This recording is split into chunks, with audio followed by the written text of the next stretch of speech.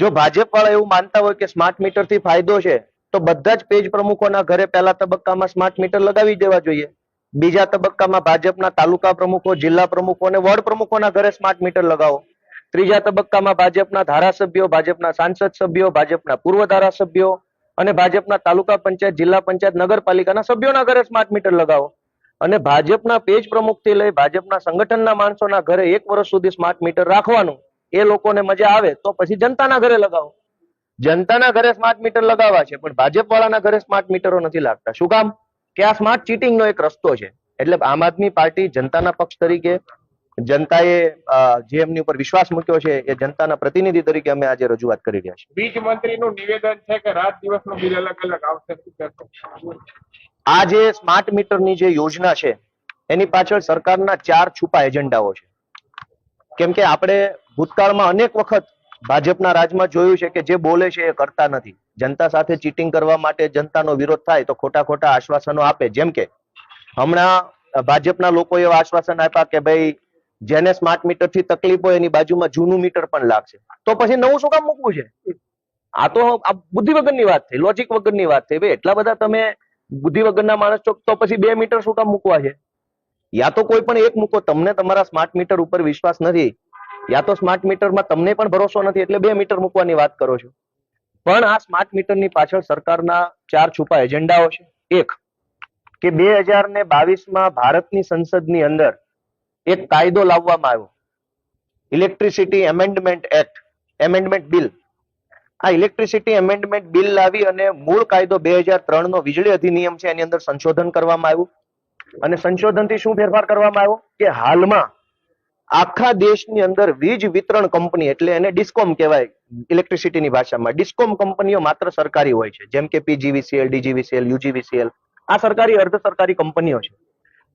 એક એક કસ્ટમરના ઘર સુધી વીજળી પહોંચાડવાની જવાબદારી અને સત્તા માત્ર સરકારી કંપનીઓને છે. ભાજપ હવે એવું ઈચ્છે છે કે આ વીજ ડિસ્ટ્રીબ્યુશનની એટલે કે ડિસ્કોમ કંપનીઓ છે એની અંદર પ્રાઇવેટ કંપનીઓને પણ એન્ટ્રી આપી. એટલે અદાણી કંપની, અંબાણી કંપની કે જે કઈ ભાજપના નેતાઓની કંપનીઓ હોય એને પણ વીજળી ડિસ્ટ્રીબ્યુશન કરવાનો સત્તા આપી છે. એટલે એને કેન્દ્રમાં કાયદો બદલ્યો અને કાયદો બદલીને પ્રાઇવેટ કંપની પણ હવે ડિસ્કોમ કંપની તરીકે કામ કરી શકશે એવો સુધારો કર્યો. એટલે કે હવે પછી ભવિષ્યમાં પીજીવીસીએલ, યુજીવીસીએલ, ડીજીવીસીએલ ની જગ્યાએ પ્રાઇવેટ કંપનીઓ આવશે. પ્રાઇવેટ કંપની પોતાના કનેક્શન આપશે, બિલ એ ઉઘરાવશે, મીટર પણ એના લાગશે.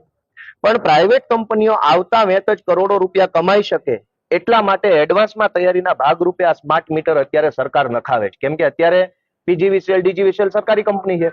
સરકારી કંપનીઓના માધ્યમથી એક વખત સરકારી મીટર નખાવી દીધા પછી પાછળથી પ્રાઇવેટ કંપની આવી જશે. એ મીટરનું બિલ રીડિંગ કરવાનું બધી જ વ્યવસ્થાઓ પ્રાઇવેટ કંપની પાસે હશે.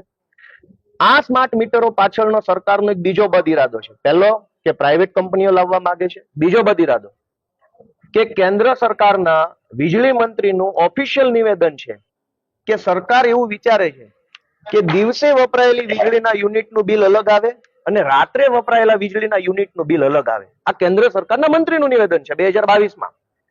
મંત્રી એવું કહે છે કે દિવસે જેટલા યુનિટ વીજળી વાપરશો એનું બિલ ઓછું આવશે થોડુંક, રાત્રે જેટલી વીજળી વાપરશો એનું બિલ વધુ આવશે.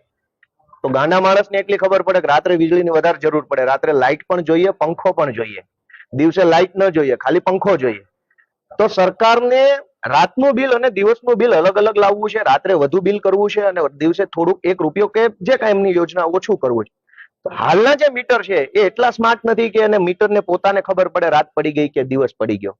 સરકાર સ્માર્ટ મીટરોની અંદર એવી વ્યવસ્થા લાવવાની છે કે જેનાથી મીટર પોતે જ રાત્રે કેટલા યુનિટ વપરાયા એ અલગ નક્કી કરશે અને મીટર પોતે જ દિવસે કેટલા વપરાય એ નક્કી કરશે અને એના આધારે રાતનું બિલ અલગ ને દિવસનું બિલ અલગ લાવવામાં આવશે. આ કેન્દ્ર સરકારના વીજળી મંત્રીના શબ્દો છે જે ગુજરાતના તમામ ટીવીમાં અને અખબારમાં વર્ષ 2022માં અને 23માં છપાઈ ચુક્યા છે.